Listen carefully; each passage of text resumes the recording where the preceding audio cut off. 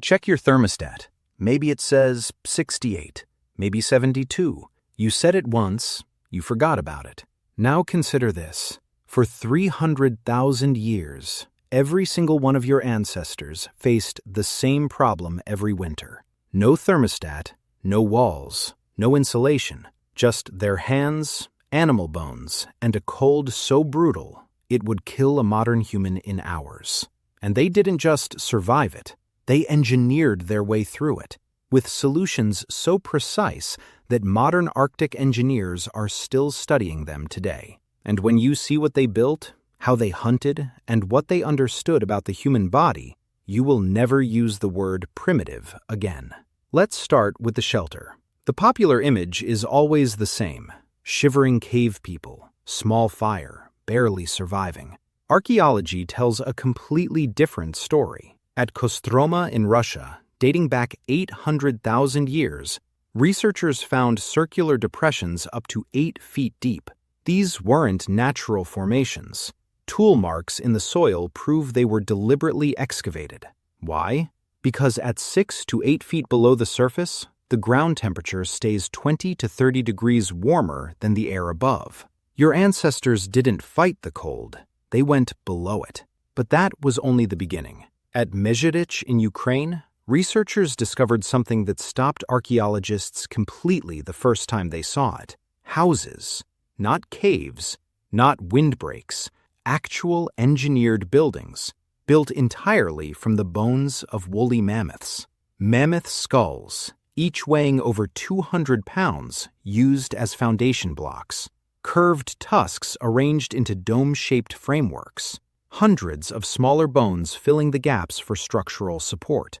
The entire structure covered in stitched mammoth hide, thick enough to block wind, shaped precisely enough to shed snow. Experimental reconstructions confirmed what the archaeology suggested.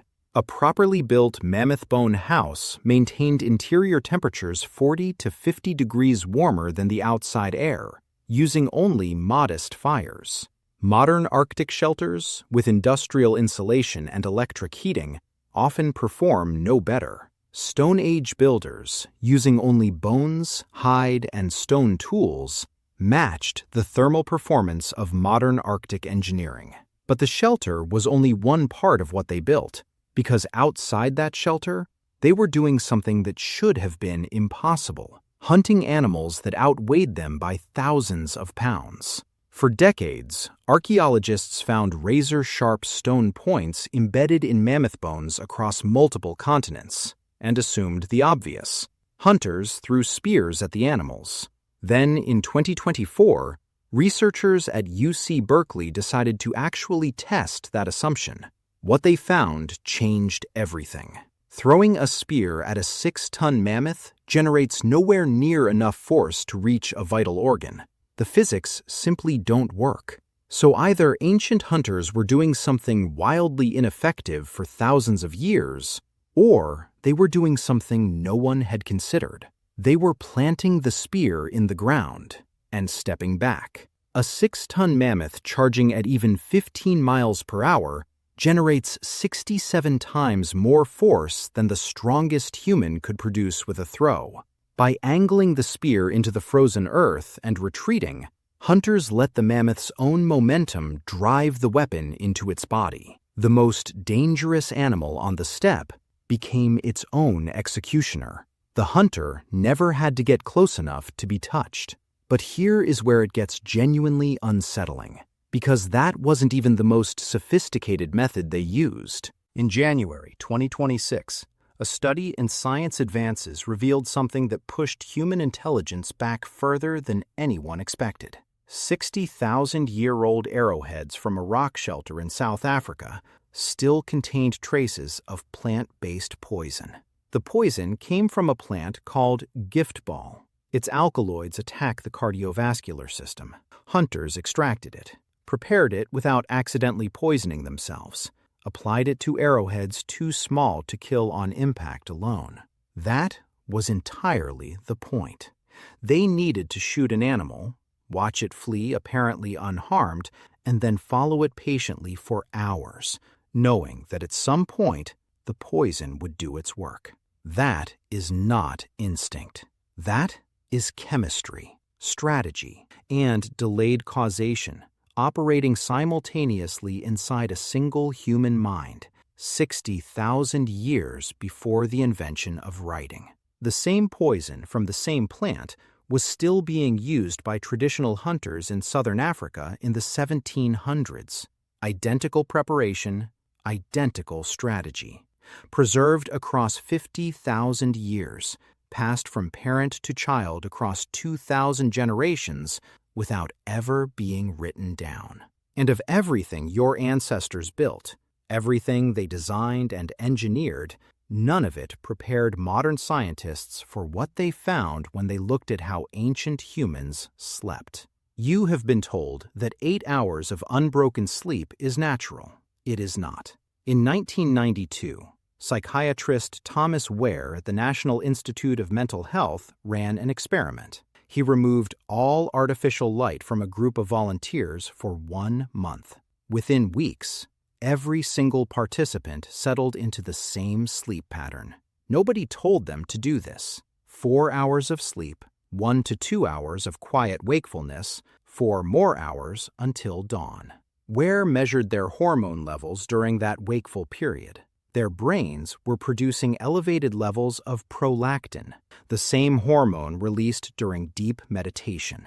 They described the experience as peaceful, reflective, unlike any normal waking state. This wasn't insomnia.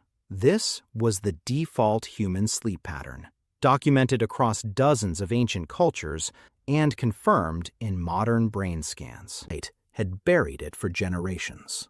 Inside those mammoth bone houses, after the hunting was done, your ancestors lay in that quiet middle hour between first and second sleep, in a state of consciousness that most modern humans will never experience once in their entire lives.